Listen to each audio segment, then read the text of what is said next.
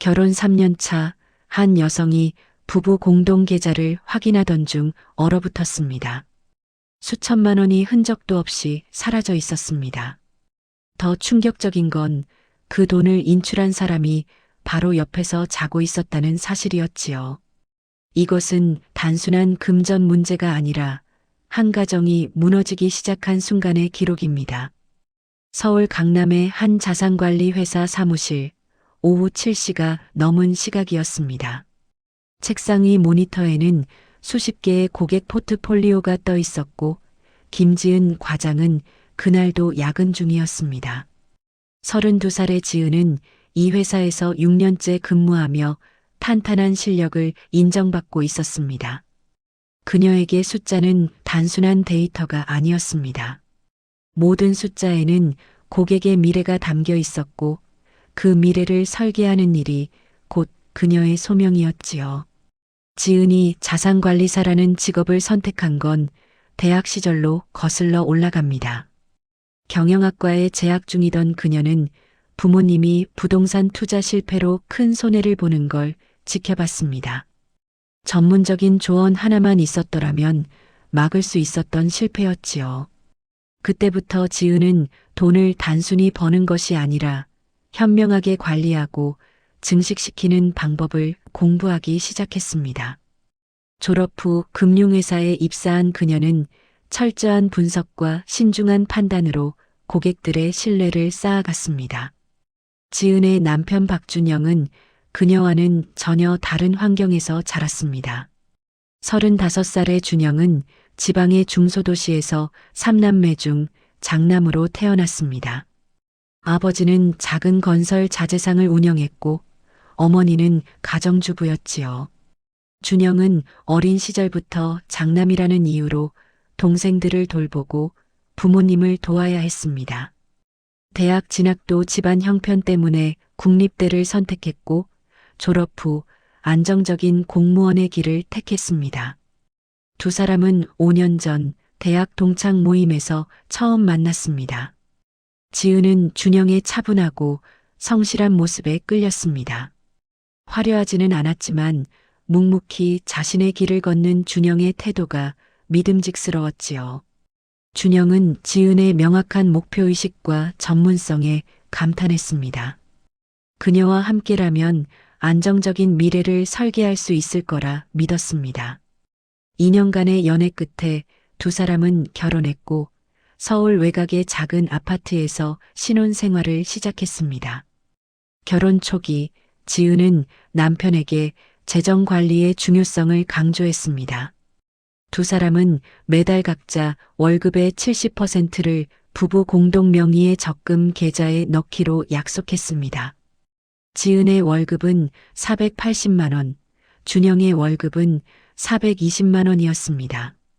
매달 630만 원씩 3년간 쌓인 돈은 상당한 금액이 되었지요. 목표는 명확했습니다. 2년 뒤 더 넓은 아파트로 이사하는 것, 그것이 두 사람이 그린 미래의 첫 번째 청사진이었습니다. 지은은 매주 금요일 저녁이면 노트북을 펴고 가계부를 정리했습니다. 지출 내역을 확인하고 저축 목표 달성률을 체크하며 앞으로의 계획을 수정했지요. 준영은 처음에는 아내의 꼼꼼함에 감탄하다가도 점차 부담스러워하기 시작했습니다. 하지만 지은에게 이 모든 과정은 부담이 아니라 즐거움이었습니다. 숫자가 쌓여가는 걸 보면서 두 사람의 미래가 구체화되는 걸 느꼈으니까요. 그런데 준영에게는 지은이 모르는 또 다른 고민이 있었습니다. 고향에 계신 부모님의 사업이 점점 어려워지고 있었던 것입니다. 아버지의 건설 자재상은 대형 업체들과의 경쟁에서 밀려 매출이 급감했고 밀린 외상값을 받지 못해 자금 사정이 악화되고 있었습니다. 준영의 휴대폰에는 어머니의 걱정 어린 전화가 자주 걸려왔습니다. 하지만 준영은 아내에게 이 사실을 말하지 못했습니다. 지은이 숫자와 계획을 얼마나 중요하게 여기는지 알았기 때문이었지요. 결혼 3년째 되던 어느 가을 상황이 급박하게 돌아갔습니다.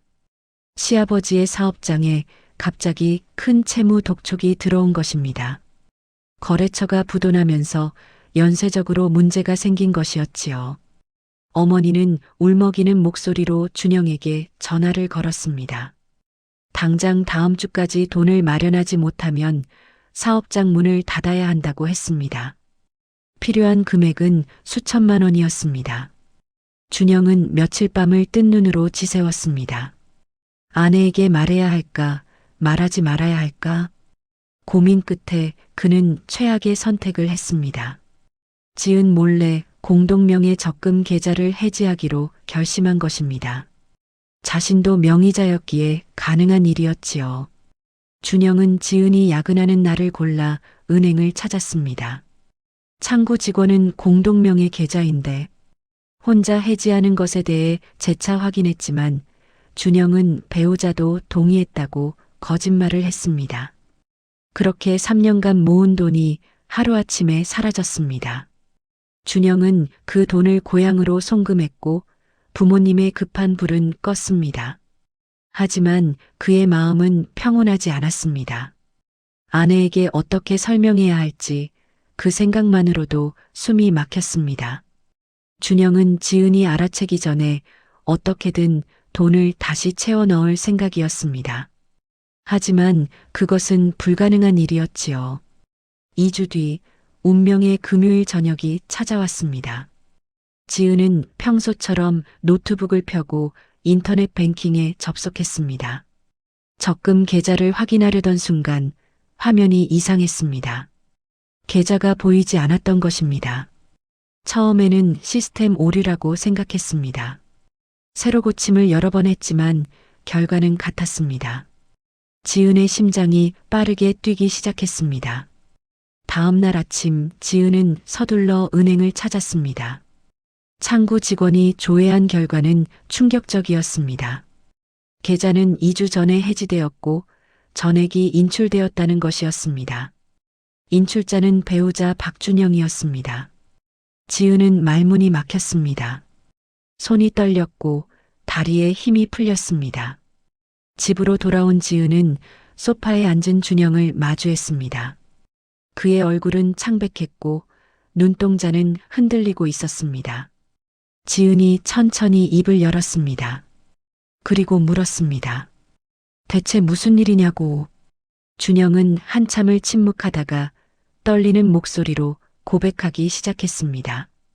부모님의 사업이 어렵다는 것, 채무 독촉이 들어왔다는 것, 그래서 어쩔 수 없이 그 돈을 사용했다는 것을. 지은의 머릿속이 하얘졌습니다. 3년간의 노력이, 미래를 향한 모든 계획이 한순간에 무너지는 소리가 들렸습니다. 그날 밤 지은과 준영 사이에는 어떤 대화도 오가지 않았습니다. 지은은 침대 한쪽 끝에 등을 돌린 채 누웠고 준영은 반대편에서 천장만 바라봤습니다. 같은 공간에 있었지만 두 사람 사이의 거리는 그 어느 때보다 멀었지요. 지은의 머릿속에서는 수천 가지 질문이 소용돌이쳤습니다. 대체 얼마나 더 빚이 남았는지, 이게 끝인지, 아니면 시작인지. 다음 날 아침 지은은 일찍 일어나 식탁에 앉아 노트북을 펼쳤습니다. 자산관리사로서의 본능이 작동했습니다. 감정을 배제하고 정확한 상황 파악이 먼저였습니다. 그녀는 깔끔하게 정리된 엑셀 파일을 열고 항목을 나열하기 시작했습니다. 시댁의 정확한 채무 규모, 상환 기한, 이자율, 향후 예상되는 추가 지출. 알아야 할 것들이 너무 많았습니다. 준영이 주방으로 들어왔습니다. 그의 얼굴은 밤새 잠을 설친 흔적이 역력했습니다. 지은은 고개를 들지 않고 차분하게 말했습니다. 시댁의 채무가 정확히 얼마나 남았는지 알려달라고. 준영은 머뭇거리며 대답했습니다. 아마도 이번에 갚은 걸로 대부분 해결됐을 거라고. 지은은 노트북 화면을 보며 다시 물었습니다. 대부분이라는 게 정확히 얼마냐고. 구체적인 숫자를 알려달라고. 준영의 목소리가 낮아졌습니다. 자기도 정확히는 모른다고 했습니다. 부모님이 자세히 말씀 안 하신다고. 지은은 숨을 깊이 들이마셨습니다. 그렇다면 부모님께 직접 여쭤보자고 제안했습니다. 이건 단순한 효도 문제가 아니라 두 사람의 재정, 아니 인생 전체가 걸린 문제라고 했지요. 준영의 표정이 굳어졌습니다. 그건 안 된다고 부모님께 그런 걸 어떻게 묻느냐고 했습니다. 지은은 노트북을 닫고 남편을 똑바로 바라봤습니다. 그녀의 목소리는 떨리지 않았습니다. 우리가 그 돈을 댔는데 얼마가 남았는지 물어보는 게 왜 잘못이냐고 반문했습니다. 준영은 자리에서 일어서며 말했습니다. 당신은 이해를 못한다고. 부모님의 체면이라는 게 있다고. 자식이 부모에게 빚이 얼마나 남았냐고 캐묻는 건 불효라고 했습니다. 지은의 목소리가 처음으로 높아졌습니다. 그럼 나는 뭐냐고. 3년 동안 악착같이 모은 내 돈은 체면보다 못하냐고. 준영은 문을 향해 걸어가며 대답했습니다. 그 돈은 우리 돈이었다고. 자기도 명의자였으니 쓸 권리가 있다고. 그리고 부모님을 돕는 건 자식으로서 당연한 도리라고 했습니다. 현관문이 쾅 닫히는 소리가 집안을 울렸습니다. 지은은 멍하니 그 자리에 앉아 있었습니다. 당연한 도리. 그 말이 머릿속을 맴돌았습니다. 그렇다면 아내에 대한 도리는 없는 것일까? 부부로서의 신뢰는 당연하지 않은 것일까?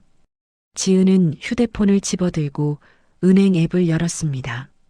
남은 공동 자산을 확인했습니다. 생활비 통장에 있는 돈이 전부였습니다. 그마저도 얼마 되지 않았지요. 일주일이 지났습니다. 준영은 여전히 시댁의 구체적인 재정 상황을 알려주지 않았습니다. 지은이 물으면 대충 넘어가거나 아니면 아예 대화를 피했습니다. 그는 평일 저녁마다 늦게 들어왔고 주말에는 혼자 나가 있는 시간이 많아졌습니다. 두 사람 사이의 대화는 점점 줄어들었습니다. 필요한 말만 주고받는 동거인 같은 관계가 되어갔지요. 지은은 친정 어머니에게 전화를 걸었습니다. 어머니는 딸의 목소리만 듣고도 뭔가 잘못됐다는 걸 알아챘습니다. 지은은 조심스럽게 상황을 설명했습니다. 어머니는 한숨을 쉬며 말했습니다. 시댁 일에 며느리가 나서면 안 된다고. 일단 참고 지켜보라고. 남자들은 원래 부모 앞에서 약해진다고. 시간이 지나면 나아질 거라고 했습니다. 하지만 지은은 납득할 수 없었습니다. 이건 시댁 일이 아니라 자신의 일이었습니다. 자신의 돈이었고 자신의 미래였습니다. 왜 자신은 그저 참고 기다려야만 하는 걸까? 며느리라는 이유로, 여자라는 이유로, 아내라는 이유로. 지은은 전화를 끊고 혼잣말을 했습니다. 이건 공평하지 않다고. 그날 저녁 지은은 결심을 했습니다. 직접 시부모님을 만나기로 한 것입니다. 준영이 말해주지 않는다면 자신이 직접 물어볼 수밖에 없었습니다. 주말에 시댁을 방문하겠다고 준영에게 통보했습니다. 준영은 깜짝 놀라며 말렸습니다. 갑자기 왜 가냐고 부모님이 불편해하실 거라고 했습니다. 지은은 단호하게 말했습니다. 불편해하시든 말든 자기는 알아야 한다고. 이건 협상이 아니라 통보라고 했습니다. 토요일 오후 두 사람은 준영의 고향으로 향했습니다. 차 안은 내내 침묵으로 가득했습니다. 준영의 손은 핸들을 꽉 쥐고 있었고 지은은 창밖만 바라봤습니다. 2시간 반의 운전 끝에 도착한 시댁은 낡은 단독주택이었습니다. 대문을 열고 들어서자 시어머니가 반갑게 맞아주었습니다. 하지만 그 미소 뒤에는 어딘가 불안한 기색이 숨어 있었지요. 거실에 둘러앉아 차를 마시며 이런저런 이야기를 나눴습니다. 시아버지는 사업 이야기는 꺼내지 않았고 날씨와 동네 소식만 이야기했습니다. 지은은 적당한 타이밍을 기다렸습니다. 식사가 끝나고 설거지를 하던 중 시어머니가 부엌으로 들어왔습니다. 지은은 조심스럽게 입을 열었습니다. 어머님, 사업장 상황이 어떻게 됐는지 여쭤봐도 될까요? 시어머니의 손이 잠시 멈췄습니다. 그리고 억지로 웃으며 대답했습니다. 준영이가 도와줘서 일단 고비는 넘겼다고. 걱정하지 말라고. 지은은 더 구체적으로 물었습니다. 그럼 이제 빚은 다 갚으신 건가요? 앞으로 또 돈이 필요하실 일은 없으신가요? 시어머니의 표정이 불편해졌습니다. 며느리가 왜 그런 걸 묻느냐고, 그건 어른들이 알아서 할 일이라고 했습니다. 지은은 침착하게 말했습니다. 저희가 모은 돈을 드린 거니까 알 권리가 있다고 생각한다고. 앞으로의 계획을 세우려면 정확한 상황을 알아야 한다고. 시어머니의 얼굴이 굳어졌습니다. 돈 들인 거 가지고 따지려고 온 거냐고, 효자인 아들이 부모 도운 걸 가지고 뭐라고 하려는 거냐고 목소리를 높였습니다. 거실에 있던 시아버지와 준영이 부엌으로 들어왔습니다. 준영은 지은의 팔을 잡으며 그만하자고 했습니다. 시아버지는 무슨 일이냐고 물었습니다. 시어머니가 대답했습니다. 며느리가 돈 이야기를 들고 나와서 불편하다고. 집안 어른한테 그런 식으로 묻는 게 어디 있느냐고 했습니다. 지은은 준영의 손을 뿌리치며 말했습니다. 저는 그냥 궁금한 겁니다. 저희가 앞으로 또 도와드려야 하는지 아니면 이제 끝난 건지. 우리도 계획이 있으니까요. 시아버지가 무거운 목소리로 말했습니다. 자식이 부모 돕는 게 계획에 들어가야 하는 건가? 그건 당연히 해야 하는 일 아닌가? 지은은 대답했습니다. 당연한 일이라도 한도는 있어야 하지 않느냐고. 그 말에 시댁 분위기가 얼어붙었습니다. 시어머니는 눈물을 글썽이며 말했습니다. 우리가 너한테 손 벌린 것도 아니고 아들이 알아서 한 건데 왜 이러는 거냐고. 며느리가 시댁 살림에 이래라 저래라 하는 게 예의냐고 했습니다. 지은은 참았던 말을 쏟아냈습니다. 시댁 살림이 아니라 저희 집 살림입니다. 공동명의 계좌에서 나간 돈입니다. 저한테도 알 권리가 있습니다. 준영이 지은을 거칠게 밖으로 끌고 나갔습니다. 현관을 나서자마자 그가 화를 냈습니다. 도대체 왜 이러냐고. 부모님 앞에서 창피하게 왜 이러냐고. 지은도 목소리를 높였습니다. 나는 당연한 질문을 했을 뿐이라고. 당신이 말 안 해주니까 직접 물은 거라고. 준영이 차 문을 열며 말했습니다. 지금 당장 집에 가자. 돌아오는 차 안에서 준영이 입을 열었습니다. 당신은 부모님을 이해하지 못한다고. 그분들도 자존심이 있고 체면이 있다고. 며느리한테 자기네 빚이 얼마냐는 소리를 들으면 얼마나 창피하겠냐고 했습니다. 지은은 창밖을 보며 대답했습니다. 그럼 나는 내 자존심과 내 체면은 어떻게 되는 건가요? 3년 모은 돈이 하루아침에 사라진 내 기분은 생각 안 하나요? 준영은 한숨을 쉬며 말했습니다. 그래서 미안하다고 했잖아. 하지만 이미 쓴 돈이고 부모님을 도운 건데 뭘 어쩌란 거냐고. 지은은 고개를 돌리며 남편을 똑바로 봤습니다. 그녀의 목소리는 차가웠습니다. 당신한테 나는 가족이 아닌가 봐요. 부모님만 가족인가 봐요. 준영은 대답하지 않았습니다. 집에 도착한 뒤 지은은 곧장 침실로 들어가 짐을 쌌습니다. 며칠 친정에 다녀오겠다고 했습니다. 준영은 말리지 않았습니다. 그저 멍하니 아내가 가방을 챙기는 모습을 바라볼 뿐이었지요. 지은이 현관문을 나서기 전 마지막으로 남편에게 말했습니다. 나는 투명한 관계를 원한다고. 숨기고 피하는 결혼 생활은 못하겠다고. 그리고 문을 닫았습니다. 택시 안에서 지은은 휴대폰을 꺼내 메모장을 열었습니다. 그리고 적기 시작했습니다. 앞으로 해야 할 일들을. 재정 분리, 공동 계좌 정리, 개인 자산 보호 방법. 그녀는 더 이상 기다리지 않기로 했습니다. 이제는 자신을 지킬 차례였습니다. 친정에서 사흘을 보낸 지은이 집으로 돌아왔습니다. 현관문을 열자 집안은 어둡고 고요했습니다. 준영은 소파에 앉아 텔레비전을 보고 있었습니다. 화면의 불빛만이 거실을 희미하게 비추고 있었지요. 두 사람은 눈도 마주치지 않았습니다. 지은은 가방을 침실로 들고 들어갔고 준영은 채널을 돌렸습니다. 인사도 안부도 없었습니다.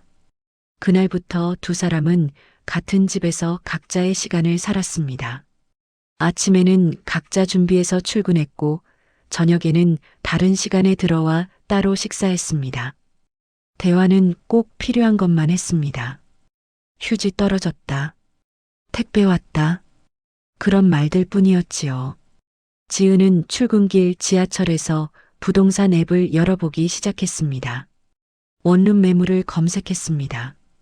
아직 결정한 건 아니었지만 선택지를 알아두고 싶었습니다. 2주가 지난 어느 저녁 준영의 휴대폰이 울렸습니다. 그는 전화를 받고 얼굴이 하얗게 변했습니다. 어머니의 목소리가 수화기 너머로 떨리고 있었습니다. 아버지가 쓰러지셨다고, 지금 응급실에 계신다고. 준영은 외투를 집어들고 현관으로 향했습니다. 지은은 부엌에서 그 모습을 지켜봤습니다. 준영이 문을 나서려다 멈칫했습니다. 그리고 지은을 돌아봤습니다. 아버지가 쓰러지셨대. 지은은 고개를 끄덕였습니다. 조심해서 다녀오세요. 준영은 그날 밤 집에 돌아오지 않았습니다. 다음 날 아침에도 저녁에도 지은은 연락하지 않았습니다. 사흘째 되는 날 준영에게서 문자가 왔습니다. 아버지가 뇌졸중이었다고, 큰 수술을 받았고 중환자실에 계신다고, 당분간 병원에 있어야 할 것 같다고. 지은은 답장을 보냈습니다. 필요한 게 있으면 말하세요. 준영은 읽은 표시만 남겼습니다. 일주일이 지났습니다. 시아버지는 중환자실에서 일반 병실로 옮겨졌지만 상태가 좋지 않았습니다. 오른쪽 몸을 쓸 수 없게 되었고 말도 제대로 하지 못했습니다. 의사는 장기간 재활 치료가 필요하다고 했습니다. 준영은 회사에 병가를 내고 병원과 집을 오갔습니다. 얼굴은 점점 야위어갔고 눈가에는 다크서클이 짙어졌습니다. 어느 날 밤 준영이 집에 들어왔습니다. 평소보다 일찍 온 것이었습니다. 그는 거실 소파에 주저앉아 머리를 감싸쥐었습니다. 지은은 침실에서 나와 그를 바라봤습니다. 준영의 어깨가 떨리고 있었습니다. 지은은 부엌으로 가서 따뜻한 차를 끓였습니다. 그리고 조용히 준영 앞 테이블에 놓았습니다. 준영이 고맙다고 중얼거렸습니다. 한참 후 준영이 입을 열었습니다. 병원비가 생각보다 많이 나온다고, 수술비에 중환자실비, 그리고 앞으로 몇 달간 재활 치료비까지, 건강보험이 적용되지 않는 부분도 많다고 했습니다.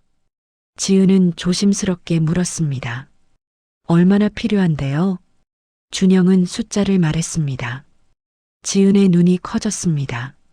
그건 적지 않은 금액이었습니다. 지은이 물었습니다. 시어머니는 돈이 없으신가요? 준영이 고개를 저었습니다. 사업장 정리하느라 저축해둔 것도 다 썼다고, 친척들한테 빌릴 수도 없는 상황이라고 했습니다. 지은은 숨을 깊게 들이마셨습니다. 그럼 어떻게 할 건데요? 준영은 대답하지 않았습니다. 그저 차를 마실 뿐이었습니다. 다음 날 지은은 회사에서 일이 손에 잡히지 않았습니다. 고객의 포트폴리오를 검토하다가도 자꾸 시댁 이야기가 떠올랐습니다. 병원비, 재활비, 그 돈을 어떻게 마련할까? 설마 또 자기한테 손을 벌리려는 건 아닐까? 하지만 이번에는 줄 돈이 없었습니다. 적금은 이미 사라졌고 남은 건 생활비 통장뿐이었으니까요. 퇴근 후 집에 돌아온 지은은 이상한 느낌을 받았습니다. 집안에 사람 냄새가 났습니다. 준영이 다녀간 것이었습니다. 그는 낮에 잠깐 들렀다가 다시 병원으로 간 모양이었습니다. 지은은 거실을 둘러봤습니다. 뭔가 달라진 게 있는 것 같았지만 정확히 뭔지 알 수 없었습니다. 저녁을 먹고 설거지를 하던 중 지은은 주방 서랍을 열었습니다. 비닐봉투를 꺼내려던 순간 낯선 서류 봉투가 눈에 띄었습니다. 지은은 봉투를 꺼내 열어봤습니다. 안에는 은행 대출 신청 서류가 들어 있었습니다. 담보대출. 담보 물건은 현재 거주 중인 아파트. 대출 금액란에는 큰 숫자가 적혀 있었습니다. 지은의 손이 떨기 시작했습니다. 서류를 자세히 살펴봤습니다. 신청인은 준영과 자신 두 명이었습니다. 공동명의 주택이니 당연했습니다. 하지만 자신의 서명란은 아직 비어 있었습니다. 준영은 자기 서명만 해둔 채 아내의 서명을 기다리고 있었던 것입니다. 아니, 기다리는 게 아니었습니다. 서류 날짜를 보니 내일이 제출 마감일이었습니다. 지은은 서류를 들고 거실로 나갔습니다. 소파에 앉아 한 장 한 장 넘겨봤습니다. 대출 용도는 기타. 상환 계획은 20년 원리금 균등 상환. 매달 갚아야 할 돈을 계산해 보니 두 사람 월급의 절반이 넘었습니다. 지은의 머릿속이 복잡해졌습니다. 이 대출을 받으면 앞으로 20년간 이 빚을 갚아야 합니다. 내 집 마련은 물론이고 아이 계획도 노후 준비도 모두 물거품이 되는 것이었습니다. 휴대폰을 들고 준영에게 전화를 걸었습니다. 신호음이 길게 울렸습니다. 준영이 받지 않았습니다. 문자를 보냈습니다. 집에 있는 서류가 뭐예요? 전화 좀 해요. 몇 분 후 준영에게서 답장이 왔습니다. 지금 중환자실 면회 중이라 전화 못해. 나중에 얘기하자. 지은은 다시 문자를 보냈습니다. 이거 언제 준비한 거예요? 나한테 왜 말 안 했어요? 한참 후 준영의 답장이 왔습니다. 미안해. 말하려고 했는데 기회가 없었어. 아버지 병원비 때문에 어쩔 수 없어. 내일 은행 가야 해. 서명 좀 해줘. 지은은 휴대폰을 내려놓고 천장을 올려다봤습니다. 어쩔 수 없다. 그 말이 또 나왔습니다. 언제나 어쩔 수 없다는 말로 모든 걸 정당화하는 남편이었습니다. 밤 11시가 넘어 준영이 집에 들어왔습니다. 현관문을 열자마자 거실 테이블 위에 서류를 봤습니다. 지은은 소파에 앉아 팔짱을 낀 채 남편을 기다리고 있었습니다. 준영이 조심스럽게 다가왔습니다. 봤구나. 지은은 대답하지 않았습니다. 준영이 소파 맞은편에 앉으며 설명하기 시작했습니다. 아버지 병원비가 당장 필요하다고. 다른 방법이 없다고. 이 집 말고는 담보로 잡을 게 없다고. 재활 치료를 못 받으면 아버지가 평생 침대에 누워 계셔야 한다고. 자식으로서 그걸 어떻게 보고만 있느냐고 했습니다. 지은은 준영의 말이 끝날 때까지 기다렸습니다. 그리고 차분하게 물었습니다. 나한테는 왜 미리 상의 안 했어요? 준영이 머뭇거렸습니다. 말하면 반대할 게 뻔해서. 지은의 목소리가 낮아졌습니다. 그래서 몰래 서류 준비하고 내일 서명만 받아서 제출하려고 했던 거예요. 준영은 변명했습니다. 몰래 한 건 아니고 오늘 말하려고 했다고. 지은이 웃었습니다. 제출 하루 전에 말하는 게 상의예요. 그건 통보죠. 준영의 목소리가 높아졌습니다. 그럼 어떻게 하란 말이야. 아버지가 쓰러져 계신데 가만히 있으란 말이야. 지은도 목소리를 높였습니다. 가만히 있으라는 게 아니에요. 우리 집을 담보로 잡지 말라는 거예요. 이 집은 우리 둘이 10년 동안 모아서 산 집이에요. 준영이 반박했습니다. 나도 명의자야. 내 집이기도 하다고. 지은이 서류를 집어들었습니다. 하지만 공동 명의예요. 혼자 결정할 수 있는 게 아니에요. 저번에 적금 해지한 것도 모자라서 이번엔 집까지 담보로 잡으려고요. 준영은 답답하다는 듯 머리를 쥐어뜯었습니다. 그럼 대안이 뭐야? 돈을 어디서 구해? 지은이 대답했습니다. 모르겠어요. 하지만 이건 아니에요. 준영이 벌떡 일어섰습니다. 당신은 부모가 없어서 모르는 거야. 부모가 아프면 자식이 어떤 심정인지. 지은도 일어섰습니다. 저도 부모 있어요. 하지만 부모 때문에 제 인생을 담보로 잡지는 않아요. 두 사람은 테이블을 사이에 두고 마주 섰습니다. 준영이 간곡하게 말했습니다. 제발 서명해줘. 아버지 살리는 일이야. 지은은 서류를 천천히 찍기 시작했습니다. 한 장, 두 장, 세 장. 준영의 얼굴이 굳어졌습니다. 뭐 하는 짓이야? 지은은 찢어진 서류를 테이블 위에 던졌습니다. 이 대출은 안 돼요. 다른 방법을 찾으세요. 준영이 소리쳤습니다. 미쳤어. 정말 미쳤어. 그리고 현관으로 향했습니다. 문이 쾅 닫혔습니다. 지은은 그 자리에 서서 찢어진 서류를 내려다봤습니다. 손이 떨렸습니다. 가슴이 두근거렸습니다.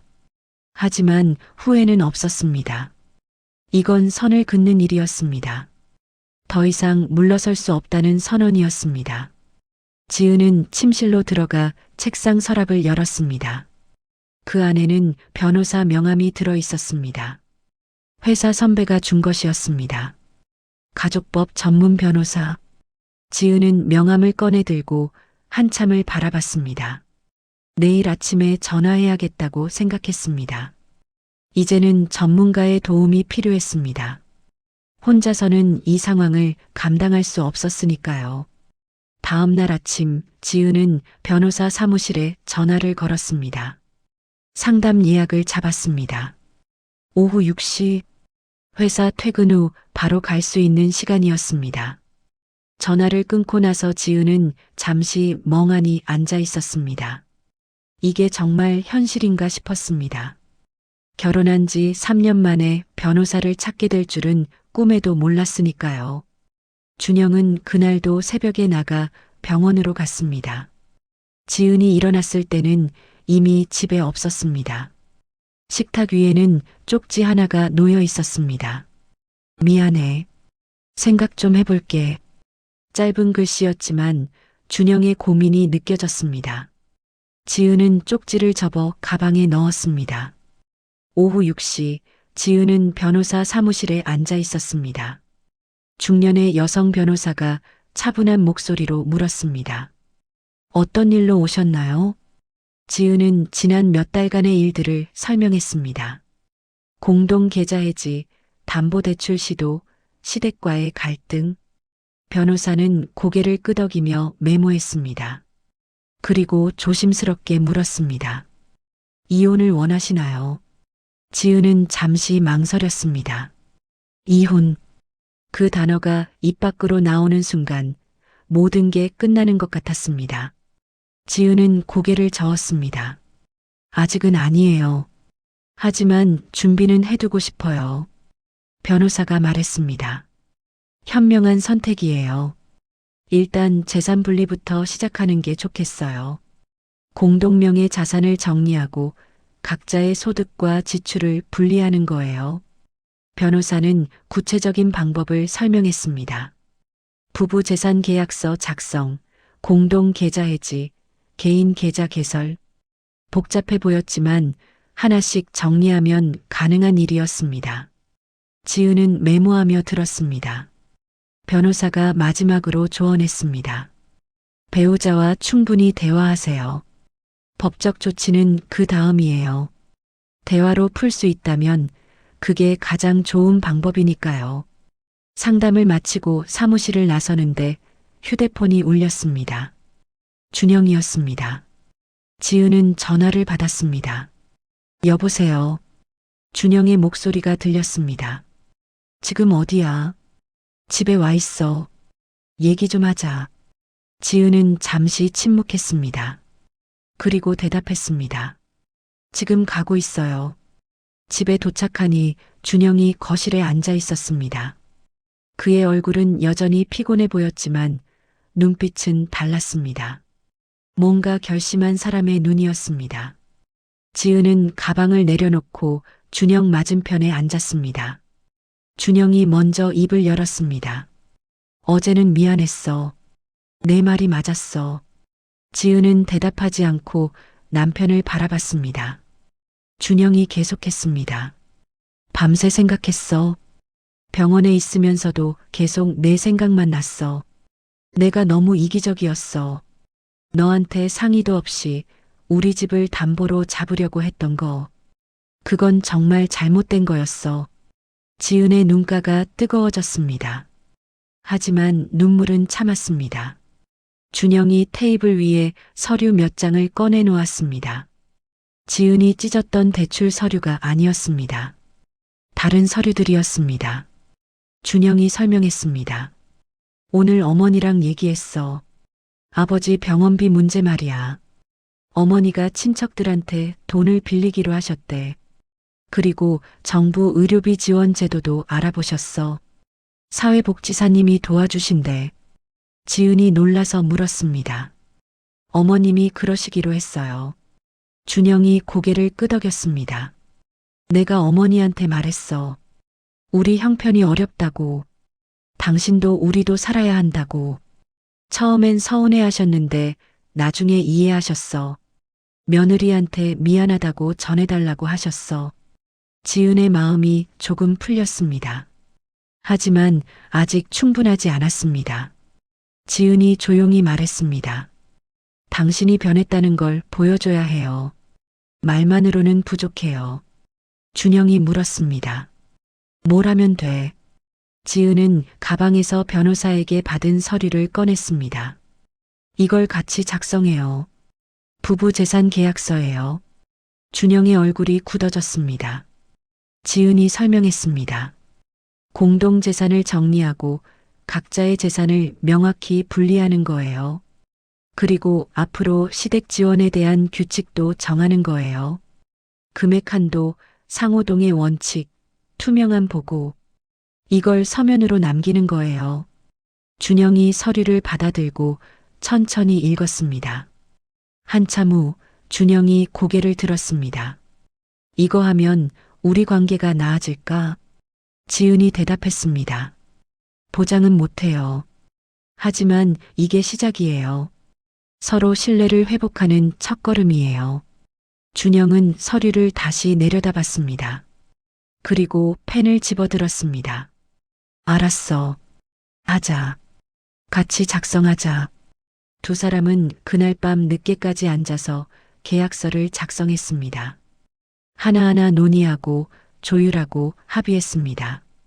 시댁 지원은 월 50만 원 한도로 정했습니다.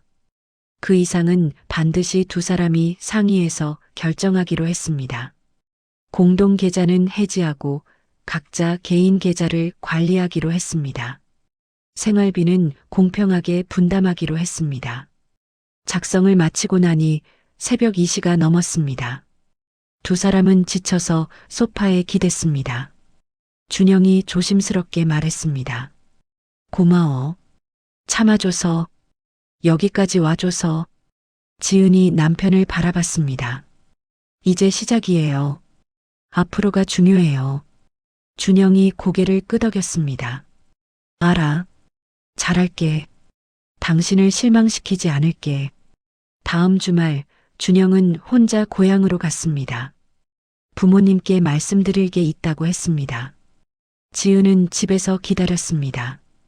준영이 부모님께 뭐라고 말할지, 시부모님이 어떻게 반응하실지 걱정이었습니다. 하지만 이번에는 준영을 믿어보기로 했습니다. 저녁 무렵 준영에게서 전화가 왔습니다. 지은이 받았습니다. 어떻게 됐어요? 준영의 목소리가 들렸습니다. 말씀드렸어. 처음엔 많이 서운해 하셨어. 하지만 내가 진심으로 말씀드렸어. 우리 형편이 정말 어렵다고. 더 이상은 도와드리기 힘들다고. 그래도 월 50만 원씩은 꼬박꼬박 드리겠다고 약속드렸어. 지은이 물었습니다. 그래서요. 준영이 대답했습니다. 어머니가 우셨어. 아버지는 아무 말씀 안 하셨어. 하지만 나중에 어머니가 말씀하셨어. 며느리한테 미안하다고. 우리 알아서 살 테니 걱정 말라고. 지은은 안도의 한숨을 쉬었습니다. 다행이에요. 준영이 계속했습니다. 그리고 어머니한테 부탁드렸어. 앞으로 돈이 필요하시면 나한테 직접 말씀하시지 말고 우리 둘한테 같이 말씀해 달라고. 지은이도 며느리니까 알 권리가 있다고. 어머니가 그러시겠대. 지은의 눈에 눈물이 맺혔습니다. 고마워요. 그렇게 말해줘서. 한 달이 지났습니다. 준영은 약속을 지켰습니다. 매달 초 시댁에 50만 원을 송금했습니다. 그리고 그때마다 지은에게 알렸습니다. 지은도 준영의 노력을 인정했습니다. 두 사람은 다시 대화하기 시작했습니다. 처음에는 어색했습니다. 하지만 점점 자연스러워졌습니다. 어느 금요일 저녁 두 사람은 함께 저녁을 준비했습니다. 준영이 채소를 썰고 지은이 찌개를 끓였습니다. 식탁에 마주 앉아 밥을 먹으며 준영이 말했습니다. 오늘 아버지 병원 갔다 왔어. 재활 치료 잘 받고 계셔. 많이 좋아지셨어. 지은이 웃으며 대답했습니다. 다행이네요. 준영이 젓가락을 내려놓고 아내를 바라봤습니다. 너 덕분이야. 내가 그때 단호하게 말해줬으니까. 내가 정신 차렸어. 지은이 고개를 저었습니다. 우리 둘 다 노력한 거예요. 준영이 지은의 손을 잡았습니다. 고마워. 포기하지 않아줘서. 지은도 준영의 손을 꽉 잡았습니다. 나도 고마워요. 변하려고 노력해줘서. 두 달 후 지은은 새로운 적금을 시작했습니다. 이번에는 자기 명의로만 만들었습니다. 준영도 자기 적금을 따로 만들었습니다. 그리고 두 사람은 공동 목표를 위한 계좌도 하나 만들었습니다. 투명하게 관리하는 계좌였습니다. 두 사람 모두 접근할 수 있지만 인출할 때는 상대방에게 알리기로 약속했습니다. 지은은 노트북을 열고 새로운 재정 계획을 세웠습니다. 3년 후 내 집 마련. 여전히 가능한 목표였습니다. 늦어지긴 했지만 포기하지 않았습니다. 준영도 옆에 앉아서 함께 계획을 봤습니다. 두 사람은 미래를 그려나갔습니다. 이번에는 함께. 어느 일요일 오후 두 사람은 공원을 산책했습니다. 단풍이 물든 가을이었습니다. 준영이 조용히 말했습니다. 우리 힘들었지. 지은이 고개를 끄덕였습니다. 힘들었어요. 준영이 계속했습니다.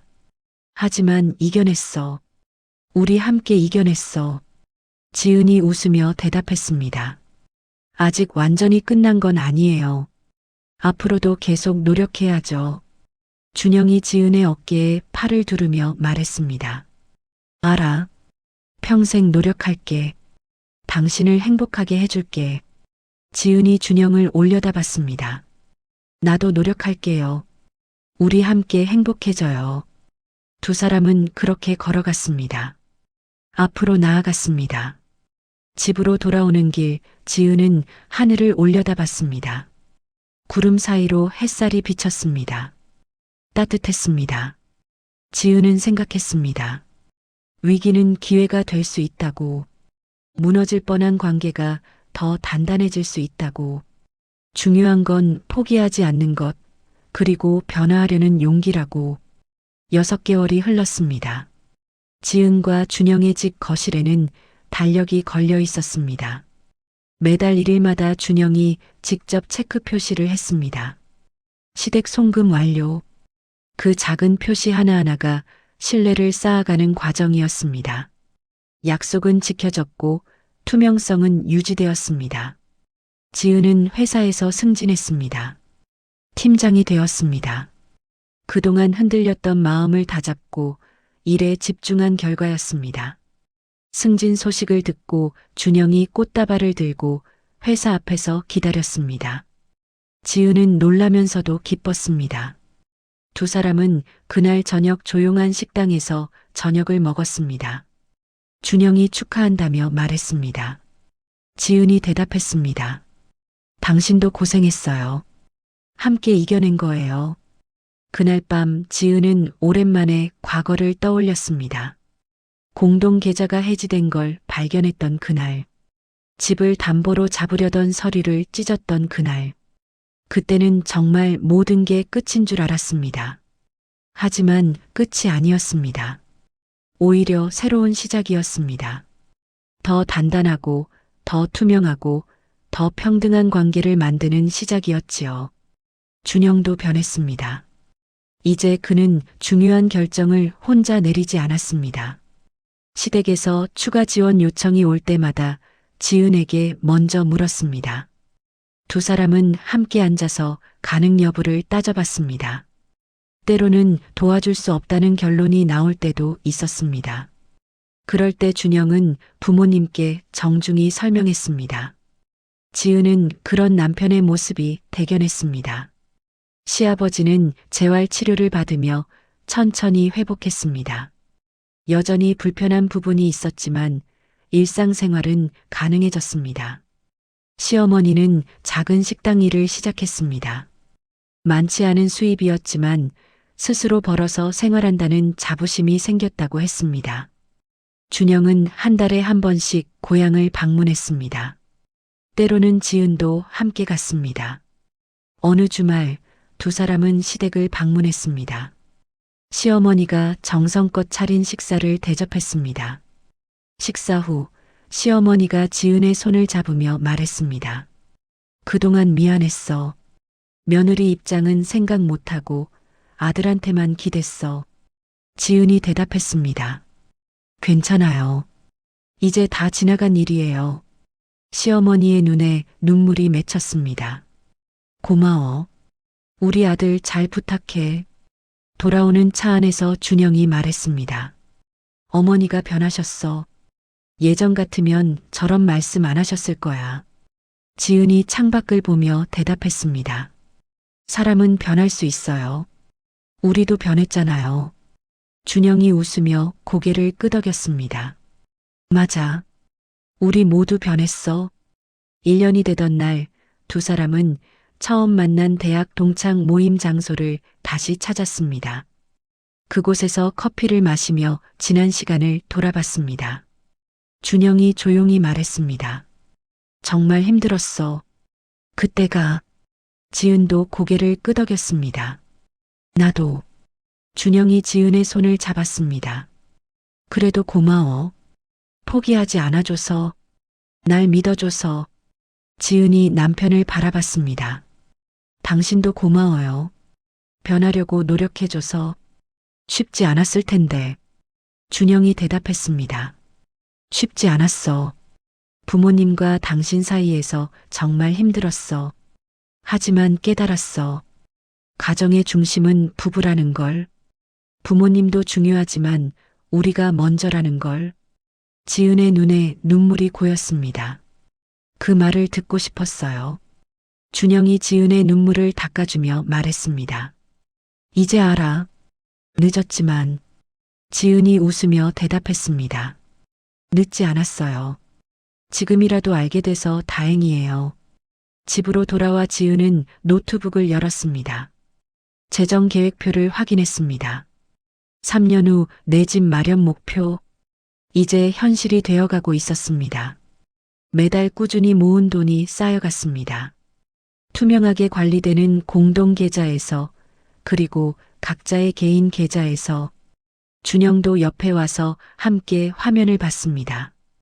우리 잘하고 있어. 지은이 미소 지으며 대답했습니다. 응, 잘하고 있어. 그날 밤 준영은 침대에 누워 천장을 바라보며 생각했습니다. 효도란 무엇일까? 부모님께 무조건적으로 모든 걸 바치는 것일까? 아니면 자신의 가정을 지키면서 가능한 범위 내에서 돕는 것일까? 이제는 알았습니다. 진정한 효도는 자신의 가정을 행복하게 만드는 것에서 시작된다는 것을 불행한 아들이 부모를 행복하게 해줄 수는 없으니까요. 지은도 생각했습니다. 결혼이란 무엇일까? 두 집안의 결합일까? 아니면 두 사람의 새로운 시작일까? 이제는 확신했습니다. 결혼은 두 사람이 만드는 새로운 가정이라는 것을. 부모님도 친척도 중요하지만 가장 중요한 건 배우자와의 신뢰라는 것을.